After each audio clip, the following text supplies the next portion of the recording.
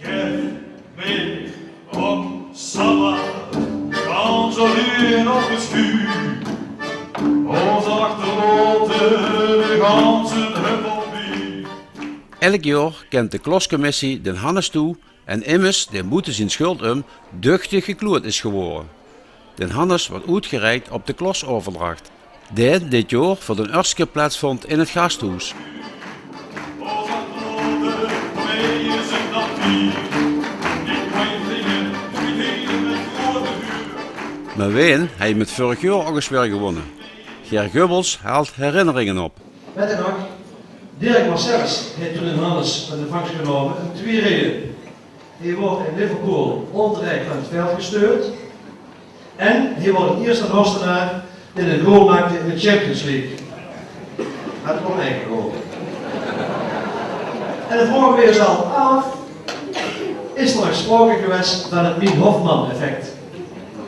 Het Mien Hofman effect wil zeggen dat je een Hannes krijgt voor iets en krijgt door bereikt wat je niet had bereikt als je een Hannes dat niet voor gekregen had. En het antwoord op die vraag bij Dirk is gewoon ronduit ja. Een aantal personen die er misschien toch stiekem op geteld hadden, kregen den Hannes niet. Maar iedereen schiet een Hannes niet omdat we bang zijn dat hij straks als 10e leerling wordt geteld en dan gaat er weer een smak geld te kopen. Uiteraard hebben we Marcelle Dings overwogen. Eigenlijk het eerste slachtoffer van de fusie. Als je de slachtoffers in Wielderen allemaal niet meerekent. Potverdikkie. Marcelle heeft aangegeven daarmee te willen stoppen op 1 januari. Ze willen in de Nederland geen rol meer spelen, tenminste niet op bestuurlijk niveau. En dan ziet het toch wel gekloerd. Had het toch zo goed nou zin. Maar Marcelle krijgt een Hannes niet, omdat ze er zelf uitscheidt en omdat we bang zijn voor het Mien Hofman effect.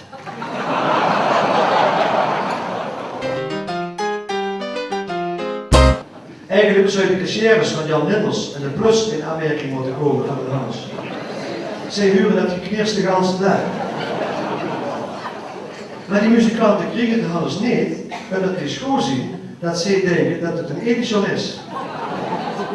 En dan voelen ze zich gewaardeerd en dan wordt er geld voor vragen.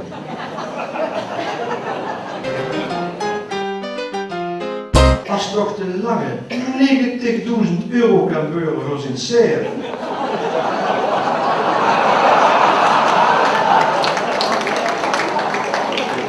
Dan groeit toch mijn eigen route nemen als je die van wat stom. Dan ziet het toch een dief van een eigen portemonnee. Yvonne en ik hebben het erover gehad om ook een seer aan het hoes te zetten en een treknoot te verkopen. Dat had hem eigenlijk verdiend. Maar Yvonne is daarna geslopen en hij zei, als we die seer nou eens neerzetten en daar verkopen. Dat scheelt het nog meer. Maar door de voorst kreeg de Hannes niet, omdat ze het LVK al hebben gewonnen en Marcelle terugkregen.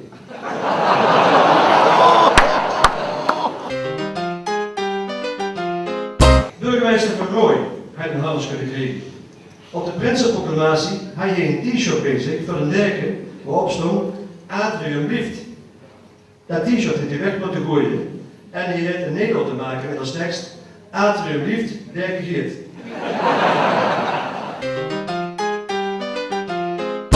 Het CDA hebben we nog overmorgen. Vermerk is nog in de krant dat het CDA een wegwijzering wil in het Pools. Uitgerekend het CDA dat zelf vast de werkwiel is. Met een tunnelvisie.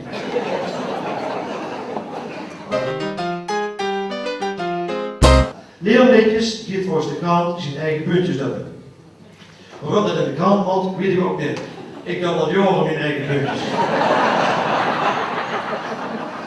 Yvonne wil wel eens helpen, maar in principe lukt het zelf.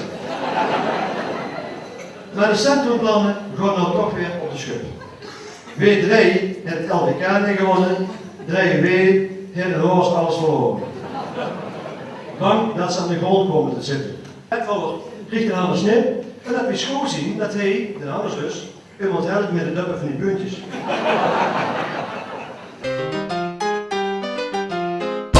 Maar Maar dan hebben we natuurlijk het echte Hannes van dit jaar. Wie krijgt de man? Het heeft alles te maken met een van de voorgaande kandidaten.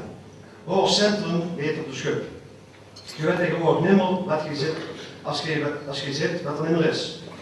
Dat uitzicht van uw deur richting Herstwoord en Chinese Moor.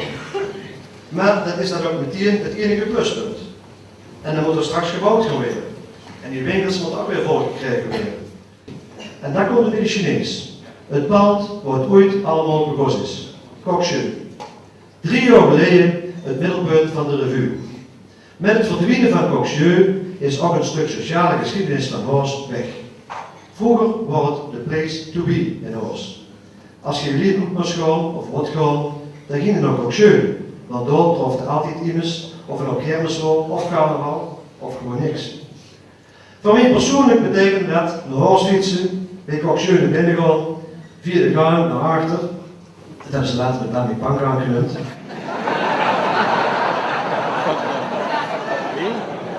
En dan kwam er weer het huisje, waar de tweede tap stond en de wc hoor, waar de vloer al nat wordt. Maar dan wordt het wel altijd gezellig. Koksjeu, het hart van de Horster samenleving. Al hij het hart later wel een omleiding. Vroeger kostte binnendoor naar achter, later moest achterop naar door. Maar wie kreeg dan anders in dit verhaal? Het draait natuurlijk om Koksjeu. Dat draaide vroeger alles om. En daar is een Dreumel opgericht in 1963. En met het verdwijnen van Koksjeu is ook het geboortehuis van de Dreumel verdwenen. Maar dat niet alleen. Ik heb het vers al een keer, misschien wat dik had genoemd, een stuk sociale geschiedenis van Horst is gewoon weg. Dus de Dreumel kreeg een Hans. Maar wie geeft hem dat? Wie heeft de grootste man met Koksjeu gehad? Nou, daar worden we het zo over eens, terwijl hij zelf weer de vergadering zat, maar het niet gemerkt heeft, hebben we besloten dat Toon Jenskes, waar zijn tweede moeder, een Hans kreeg, kan dat hij op vaker mag niet zien. En een terechte winnaar, Oerdiel zelf. In ieder geval, Toon Jenskes was compleet verrast, maar was er toch erg blij met.